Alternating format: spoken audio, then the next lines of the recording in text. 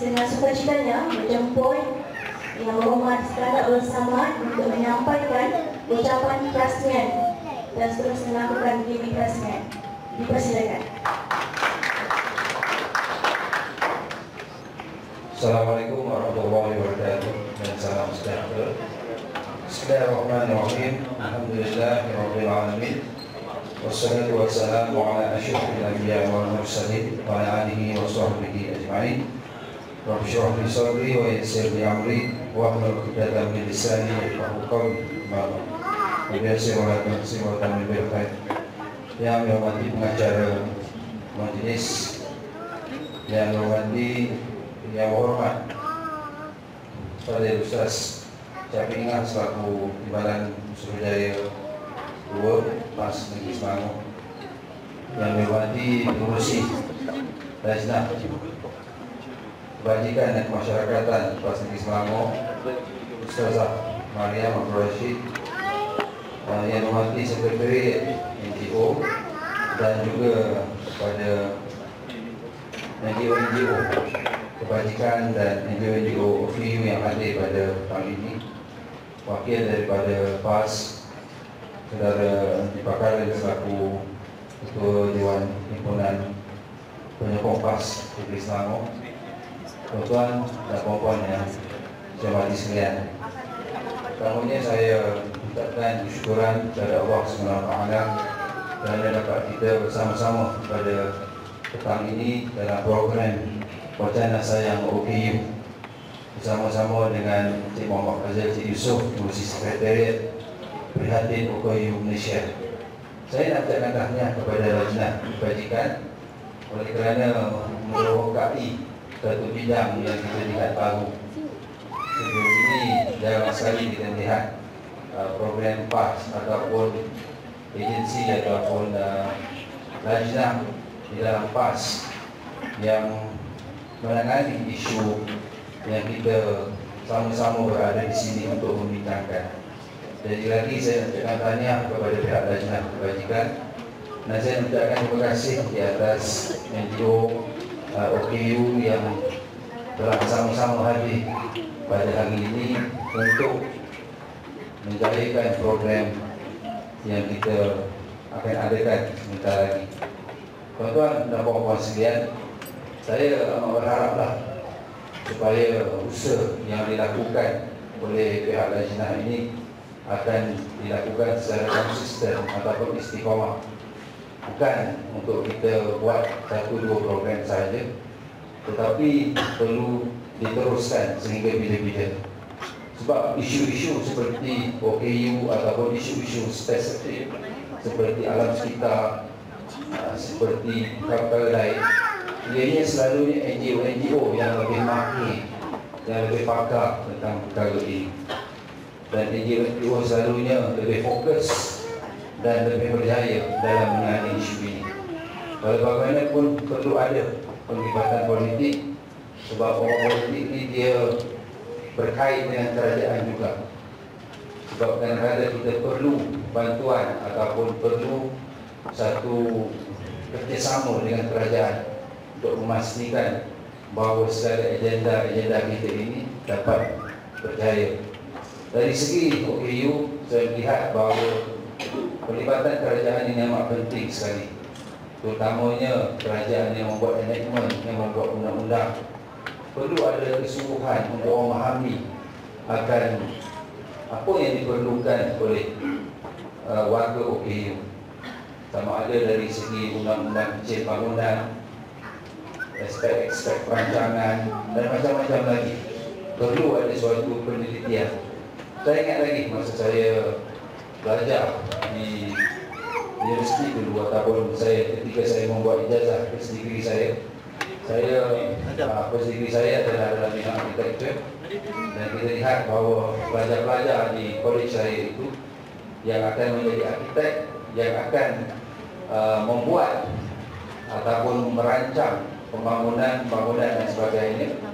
Di antara perkara yang mereka lalui adalah mereka diminta untuk duduk di atas wheelchair dan pusing di seluruh bandar. kawasan kami di bandar tersebut. Kenapa dia buat macam itu? Supaya dia faham apabila dia design, reka bentuk bangunan, reka bentuk jalan, reka bentuk pavement dan sebagainya, dia faham akan apakah keperluan mereka yang terpaksa menggunakan wheelchair atau kursi roda. Dan kemudian ada juga yang ditutup matanya pakai tongkat dan dilepaskan di bandar supaya mereka faham apa yang dilalui oleh mereka yang kurang penglihatan. Jadi apabila mereka menjadi arkitek atau menjadi perancang bandar, mereka tahu apa yang mereka perlu buat. Lainlah kalau dia ni belajar dengan textbook sahaja, mereka tak dapat rasa sendiri. Jadi bila dia naik wheelchair itu, dia rasa sendirilah macam mana teruk kalau jalan itu tidak direka bentuk untuk mereka yang menaiki kursi roda. Jadi bermakna yang penting mungkin perkara pertama adalah kefahaman yang perlu kita berikan kepada rakyat tentang kesusahan atau apa yang perlu dilalui oleh tuan-tuan dan puan-puan sekalian, supaya mereka betul-betul faham. Saya faham bahawa apa yang dikatakan bahawa yang penting sekali adalah untuk kita memastikan bahawa OKU atau warga OKU ini dapat dimasukkan ke dalam mainstream, dalam hal perdana masyarakat dan bukan dipisahkan, bukan dianggap sebagai satu perkara yang perlu disembunyikan, terutamanya dengan anak-anak, di mana kalau kita lihat ada anak-anak yang ibu bapa mereka tak mau kedepankan oleh kerana ada sedikit kekurangan.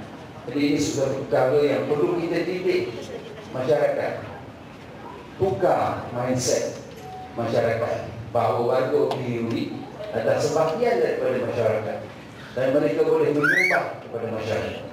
Mereka bukan hendak bantuan-bantuan begitu saja, tetapi mereka perlu diangkat akan martabatnya supaya sama level dengan masyarakat. Ini sebenarnya di antara usaha kita yang tidak kita lakukan. Dan dari segi kerajaan pun kita ada sebelum ini, mungkin ada lagi ahli-ahli majlis yang merupakan OKU juga. Jadi inilah caranya macam mana kita nak pastikan bahawa supaya masyarakat mempunyai pandangan yang sama dengan semua orang. Jadi tidak dipisahkan, jadi mempunyai kualiti yang sama dan boleh menyumbang kepada masyarakat.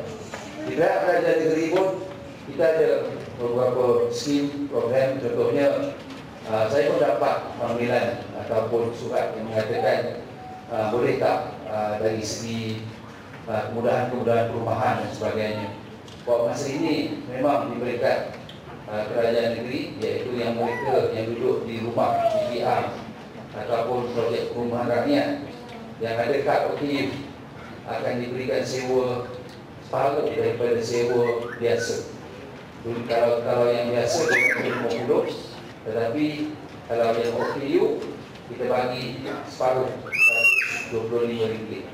Yang ini bolehlah berhubung dengan pejabat baru perumahan Tanah Selangor atau pejabat saya sendiri. Jadi itulah saya berharap bahawa program hari ini yang pertama yang kita bersama-sama, yang saya lihat secara aktif bersama-sama dalam program ini. Mungkin ada lain yang saya tidak tahu, tetapi saya harap supaya ininya dapat diteruskan dan dianggap sebagai satu program yang serius, dan perlu ada seorang kurang-kurangnya atau 2 orang jawatan yang fokus betul-betul kepada isu ini. Sebab kita tahu NGO memang ke depan tentang isu-isu seperti ini, dan kita berharaplah supaya kita dapat melengkapi di antara satu sama lain. Macam mana kita nak bantu, kita nak compliment each other, macam mana kita nak bantu, macam mana kita nak pastikanlah bahawa hasrat kita ini akan tercapai. Jadi saya berharap sekali lagi bahawa banyak kebajikan dan kemasyarakatan yang banyak melakukan program-program turun bersama-sama dengan masyarakat, sekali lagi akan dapat membantu masyarakat. masyarakat, terutama tuan-tuan di dalam aspek ini. Yang penting seperti saya katakan tadi, supaya rakyat memandang bahawa warga OKU ini sama, bukan sesuatu yang dipinggirkan, tetapi dapat memberi sumbangan kepada rakyat dan kepada negara.